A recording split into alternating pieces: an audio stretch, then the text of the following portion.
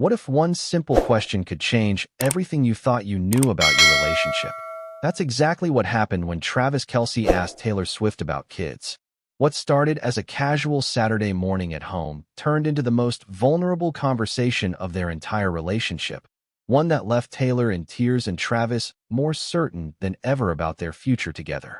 It was the kind of weekend morning they both craved after weeks of being pulled in different directions. Taylor balancing recording sessions and planning tour dates. Travis focused on training and team commitments.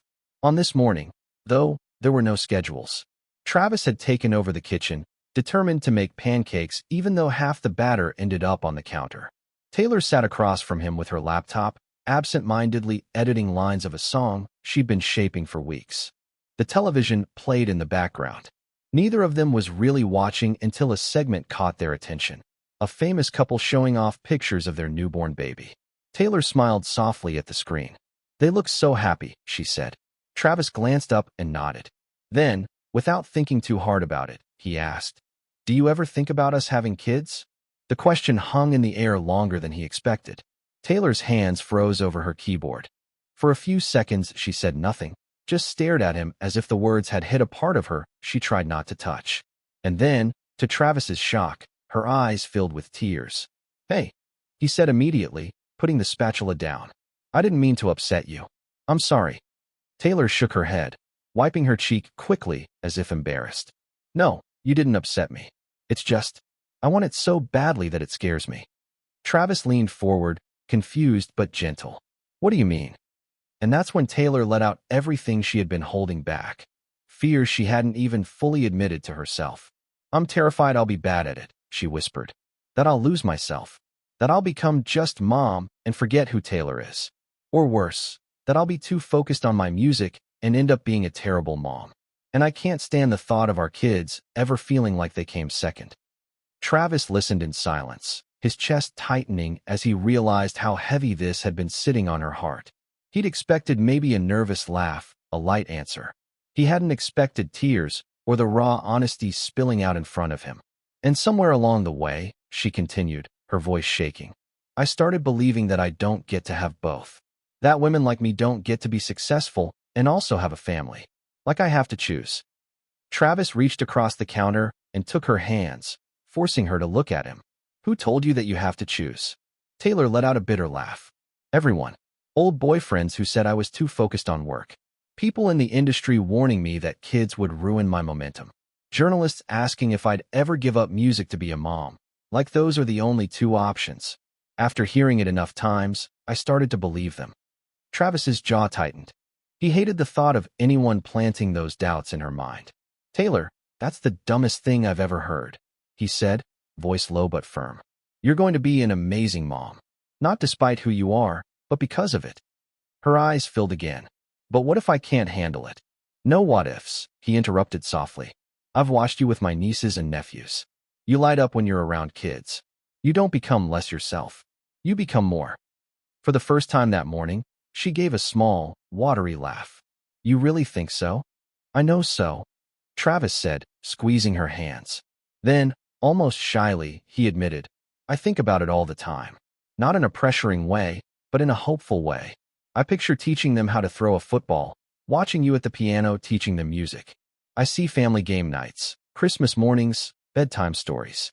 And every time I imagine it, it feels right."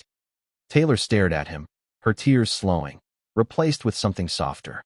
"You really imagine all that?" "Every day," he said. For a while they just sat there, both quiet, the air heavy with all the unspoken dreams finally being pulled into the open. Then Taylor asked a question she hadn't let herself ask before. "How many kids do you picture?" Travis leaned back, thinking. 2, maybe 3. Enough so they've got siblings, but not so many we can't give each of them real attention. "What about you?" Taylor wiped her eyes and finally smiled. 2 sounds perfect. Close in age, so they're friends, but far enough apart that I can enjoy each stage. Travis felt something shift inside him, a deep sense of alignment. For the first time, they weren't just imagining separately. They were imagining together. The heaviness of the morning slowly gave way to something lighter. Instead of fear, there was curiosity, excitement, even laughter. For the first time, Taylor let herself actually play with the idea instead of shutting it down. Okay, she said, tapping her finger against the counter like she was solving a puzzle. If we had a girl, she'd probably have your smile, but my stubborn streak. Can you imagine that? Travis grinned. So basically unstoppable. And a boy with your creativity and my sense of humor. He'd never stop talking. Taylor laughed, wiping the last of her tears. That actually sounds terrifying. Terrifying, but amazing, Travis said. Not long after breakfast, they found themselves driving aimlessly, just talking.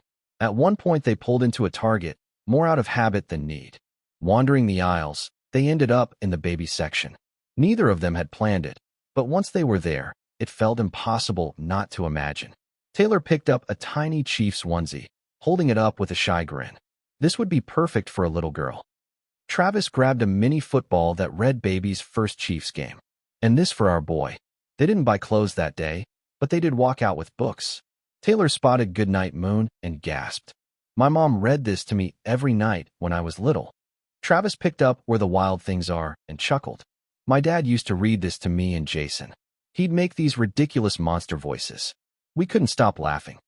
In the checkout line, Taylor explained to the cashier, "These are for our future library." The woman smiled knowingly, as if she understood. Back in the car, Taylor grew quiet, hugging the bag of books to her chest. I want that, she said softly.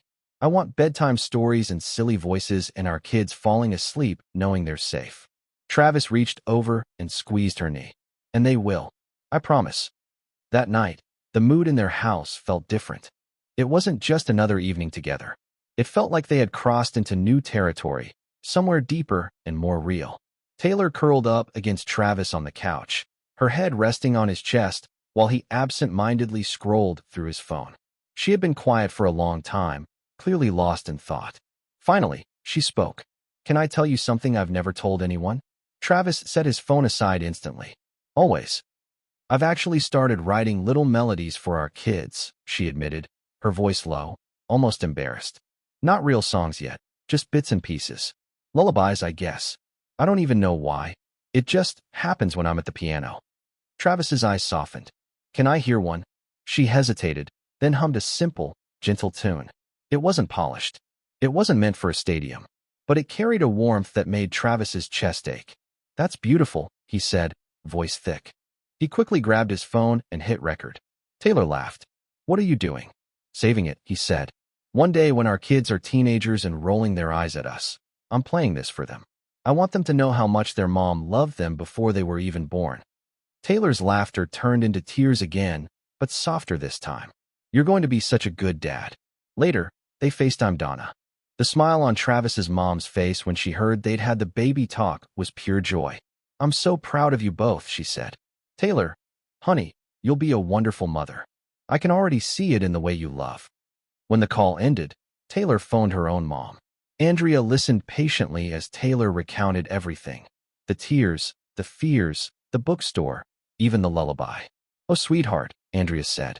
I've known for a while you've been thinking about this. I could see it in your eyes at Christmas when you looked at Travis. You're going to be an amazing mom. And don't forget, you grew up watching me balance career and family. You know it's possible because you lived it. Those words settled something deep inside Taylor, giving her a peace she hadn't felt in years. That night, lying in bed, Taylor reached for Travis's hand and gently placed it on her stomach. It wasn't planned, but it felt right. Someday, she whispered, there's going to be our baby here. Travis kissed her forehead. Someday soon. And when that day comes, you won't lose yourself, Tay. You'll just discover new parts of who you are. And I'll be here for every sleepless night, every meltdown, every moment we figure it out together.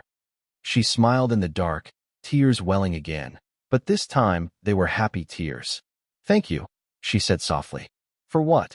For asking me the question I was too scared to ask myself. And for making me believe I can have both, the music and the family. From then on, the topic wasn't avoided anymore. It became something they circled back to often, in car rides, late-night talks, even in the middle of grocery shopping trips. They joked about baby names, debated nursery colors, and argued playfully about whether their kids would grow up as Chiefs fans or Swifties first.